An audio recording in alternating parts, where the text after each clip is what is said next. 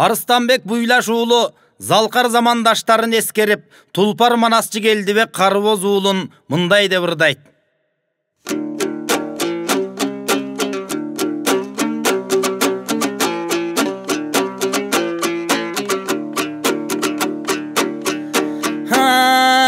Келдибек Манас айтканда шамал уруп бук болуп, боз үйлөргө жүк болуп, чагылган учуп чартылдап, кереген ууп карчылдап, үзүктөрү желпилдеп, түндүк жабуу салпылдап, эшиктери шалкылдап, ат дүбүртүң угулуп, айыл калбай чогулчу.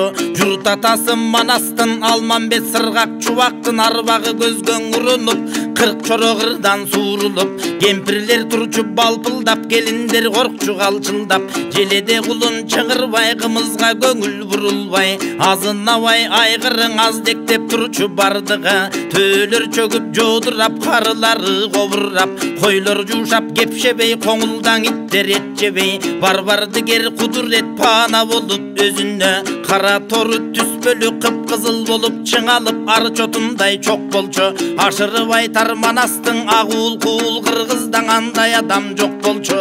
Түндүк бою түйүлүп, кереге бою керилип, коргошундай былкылдап, үр кызындай жылтылдап, 12 мүчө шалкылдап, бүттен эсип балкылдап, 10 манжасы калтылдап, тар дүйнөнүң унутуп, кең бейиште жүргөндөй, сыйкырдуу дүйнөң аралап, керемет болуп кеткенин көргөн жайым бар элең, ой, аны көрбөгөн адам зар элек деп Тулпар Манасчы Келдибекти эскерсе, Айкөл Манасты ашыра айткан улуу Манасчы Акылбекти мындай деп эскерет.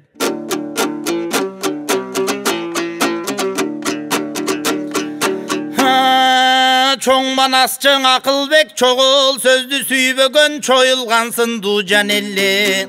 Чоң казаттың айтканда чок түшкөндөй чартылдап, эжа бербей 7 күн элирчү жайы бар эле. Андан кийин 7 күн бутун тартпай, ухта чуң аралабай ылчыкпачу. Чындыгындан Акылбек эл оозунда жүргөндөй жаркырап күйгөн шам эле. Калпайтып ыйман жебейим Манасчынын нар эле, мактагандай бар эле. Балды тарткан арыдай бар адамды караткан баамың артык жан эле. Канаты сынып кайрылып, чоролордон айрылып, кабыргадан кан чыгып, кабылан Манас Айкөлдүн кан какшап түшүп, ордого кайгырган жерин айтканда кабыргасы сөгүлүп, кара нөшөр жамгырдай көзүнөн жашы төгүлүп, Манас айтып жатканын унутканын көргөмүн, умсунуп көңүл бөлгөмүн, тыңшап турган калайык көрүп турган немедей, көзүнөн жашы тамчылап кошулуп кошоң ыйлаган. Журт атасың Айкөлдүн арбагын чындап сыйлаган, кабылан кайран батырдың ой, ошо кара эле жерге кыйбаган деп улуу Манасчы Акылбекти эскерсе, Семетейчи Назар Болот уулун мындай деп эскерген экен.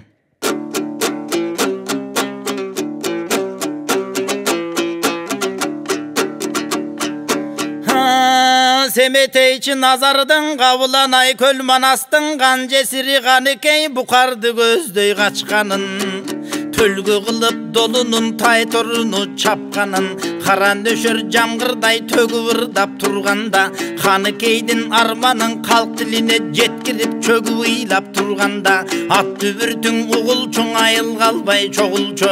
Жетик жесир зарына калк көңүлү бурулчу, салаалап жашы куюлчу.